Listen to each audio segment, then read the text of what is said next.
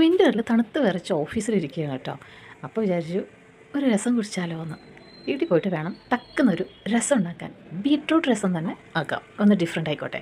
അപ്പോൾ 5 പല്ല് പൂണ്ട്, മിളക്, മഞ്ഞൾപ്പൊടി, തക്കാളി, വറ്റൽമുളക്, ബീട്രൂട്ട് വേവിച്ചത് 2 വലിയ കഷ്ണം, കൂടാതെ കുറച്ച് കറിവേപ്പില, പിന്നെ കുറച്ച് കായം ആൻഡ് ഉപ്പ്. ഇതെല്ലാം കൂടെ മിക്സിയുടെ ജാറിലിട്ട് അരയ്ക്കണം.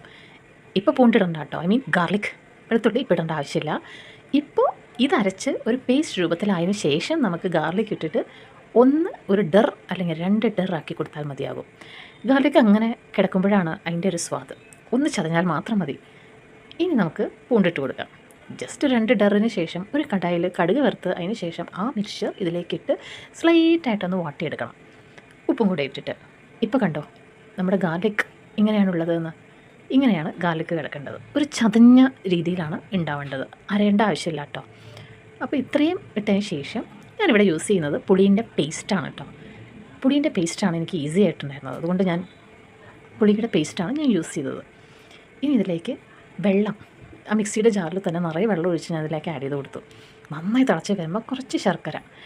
അപ്പോൾ നമ്മുടെ നാവിനൊരു പുളിയും ഉപ്പും മധുരവും എല്ലാം കൂടെ ഉള്ള ഒരു നവരസങ്ങൾ വരും.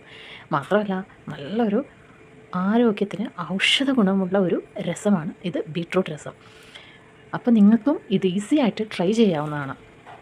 അപ്പോൾ ഇതിൻ്റെ കൺസിസ്റ്റൻസി ഇതാ ഇങ്ങനെയാണ് ഇരിക്കുക കേട്ടോ. നല്ല വെള്ളം പോലെ കുടിക്കാൻ പാകത്തിന് ചൂടോടെ കുടിക്കുമ്പോൾ ഉണ്ടല്ലോ നല്ല സുഖമാണ് വിൻ്ററിൽ. അതിൻ്റെ സൈഡിൽ ബാക്കി വന്ന ബീട്രൂട്ട് കൊണ്ട് ഞാൻ പൊരിയലുണ്ടാക്കി വെച്ചു. ഇനി രസം ഒന്ന് കുടിച്ച് നോക്കാം. അപ്പോൾ happy winter. Thank you for watching my channel.